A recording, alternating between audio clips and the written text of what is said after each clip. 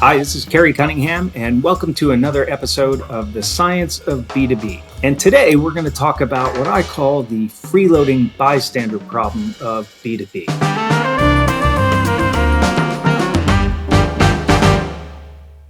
So the freeloading bystander problem is a problem of attribution, and it really is killing us. Now, to understand what this problem really is, we first have to understand a little bit about the buying process. Many of you will have seen these numbers before. Bear with me, we're going to have some new ones in just a moment. So what we know about B2B buying is that, first of all, the buying process takes a long time. It takes, on average, a year. Now, that's on an average ACV, or annual contract value, of about $250,000. But even if it's substantially less, the buying process is still going to be measured in quarters, not weeks or days.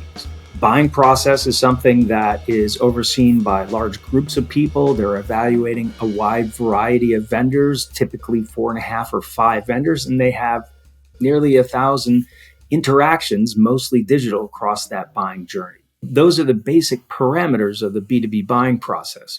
When we think about the buying process, we tend to organize it into stages that look like the ones you see on the screen here: target, awareness, consideration, decision, and purchase. Really important to notice, look, decision is not the final stage.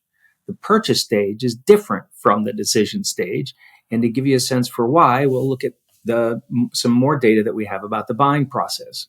So what we know is that from our data of about 19 million accounts that we monitor, we know that only about 40% of the accounts in any given ICP are in market at any given time.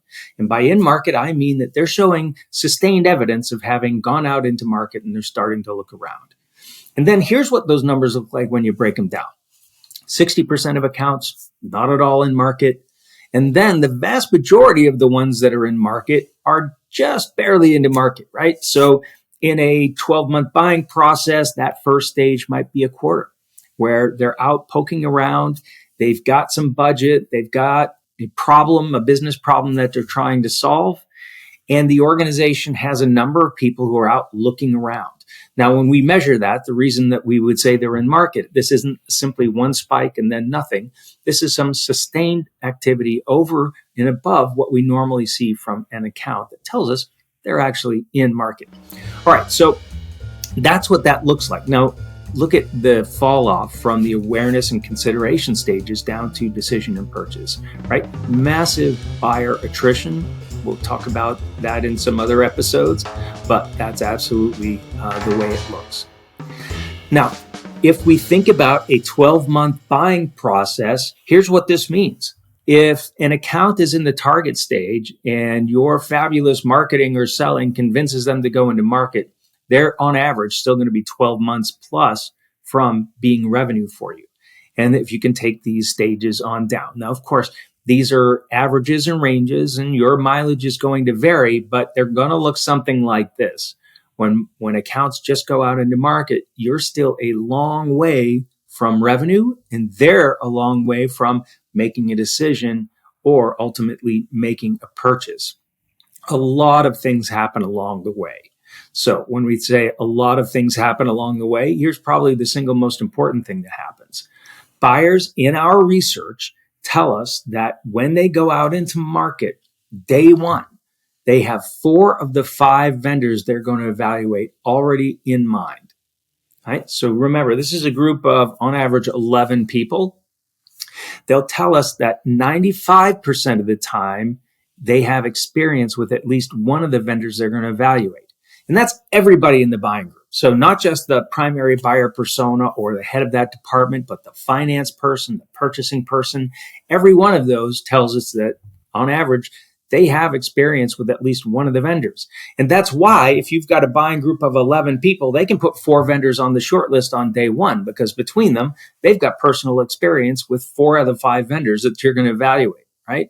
This is very different. We've talked about this before, but this is very different from the way that we've thought about B2B buyers and B2B marketing. We've always thought about that as when the buyer goes out into market, they're starting from scratch. They're a blank slate, and we're going to walk them through, educate them on the category, educate them on our solutions. Well, guess what? They already know us. They've been through many evaluations in our category before. They've probably been through many evaluations of your brand before. Now, of course, if you're in a brand new category, that doesn't apply to you, but most of you are not in brand new categories. Most of you are in categories where you've been around for a while, your competitors have been around for a while, and even if solutions change over time, your potential buyers at least think that they know you. Here's the next big decision point, and it happens here at about 70% of the way through the buying journey. And that is when this buying group of 11 makes a choice about which vendor they would like to buy from. It's a consensus choice. And so that consensus takes from this beginning of the journey all the way to about 70% to come to. This is very painful for buying groups. And you probably, if you're watching this, been part of a buying group before, and you know this pain from experience, right? So it takes a long time to get from here to here, but notice that this choice of the favorite vendor, it happens here at about 70%. There's still many of these who are not going to end up buying something. They got here, they decided they were going to, and then something happens, right? That still happens all the time, especially in this very dynamic world that we live in. Now, here's the thing that we have to keep in mind. If a buying group puts 4 of the 5 vendors on the short list on day one, and if they're choosing which vendor they want to buy from here, we also know that they're having their first conversations with sellers right at that same time. Buyers say that their first conversation with sellers is at 70% through the journey. That's also when they make their decision. So the conversation happens because they've made a decision about which vendor they want to buy from. Then they go out into market to have conversations with sellers. If you happen to be running an email campaign or an ad campaign or both, at the time the buyers get to the point where they've made their choice and they want to talk to a seller, that's the point at which they're finally going to respond to the marketing that you're doing. Or it could be that they've gotten marketing from you a couple of weeks ago or a month ago and they hung on to it. They got an email from your BDR last month and they hung on to it because they knew they were going to be arriving at this point soon. And then they finally got in touch. So if your attribution process is applying either some or all weight to the tactic that got a person to finally engage with you here, whether it's a BDR, an email, whatever it is, then that's a mistake.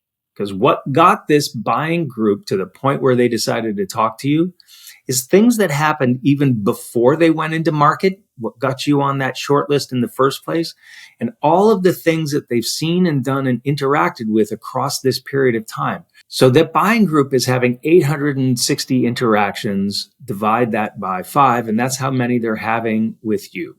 So that buying group is having about 160 or so interactions with just your brand during that buying process. And so by the time they get here, the only thing your demand gen tactics are doing is providing an easy means for them to get in touch with you.